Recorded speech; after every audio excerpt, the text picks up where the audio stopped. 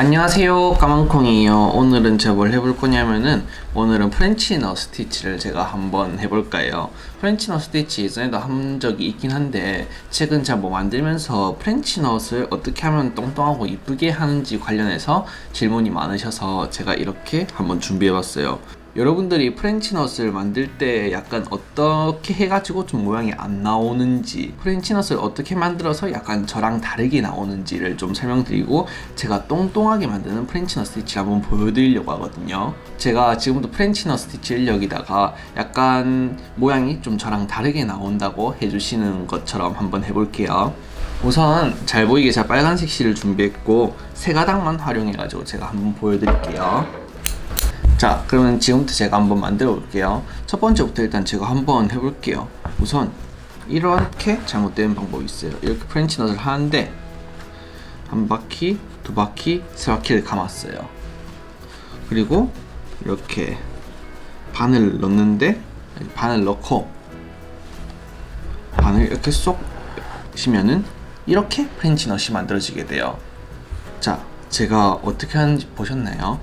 자, 프렌치 넛을 만들 때 약간 빼서 감는 것까지는 잘했어요. 그리고 바늘을 이렇게 넣으신 다음에 이렇게 쭉 뽑으신 거죠. 제가 어떻게 했냐면은 이렇게 바늘을 이렇게 뺀 다음에 그냥 감았잖아요. 이렇게 감고 그 다음에 이렇게 잡고, 원래는 왼손을 잡고 해줘야 되는데 제가 밑으로 바로 뽑았어요.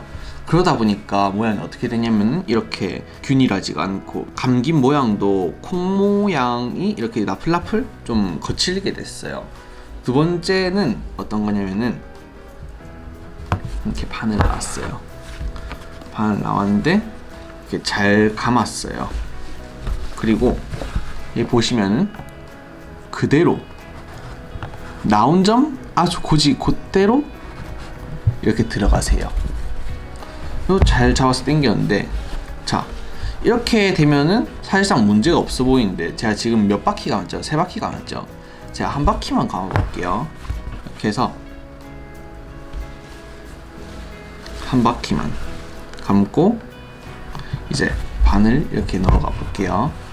그럼 어떻게 되냐면은 이렇게 바로 뽑히게 돼요. 자, 다시 바늘을 나왔는데 지금 뒤에 이상하게 묶여 있죠?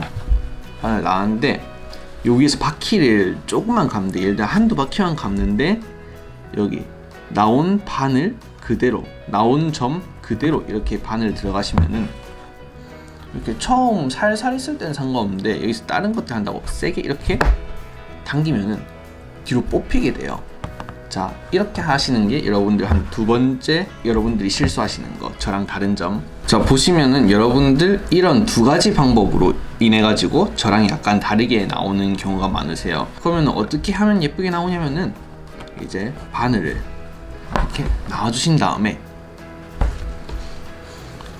실을 예쁘게 감아주세요. 좀 천천히 하나, 두 개, 세 개, 네 개 정도 감아볼게요. 그리고 이렇게 자들끼리 견착이 잘 됐죠. 이렇게 잘 된 상태에서 바늘을 여기 바로 옆쪽으로 들어가 주세요. 주변에.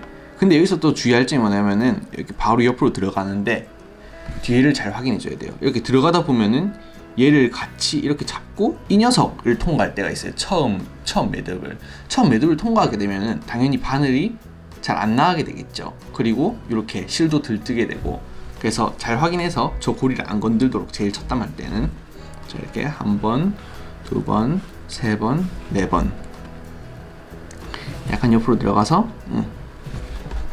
왼손으로 살짝 당기고 있는 상태에서, 또 너무 세게 당기면은 얘가 바늘이 안 들어가게 돼요.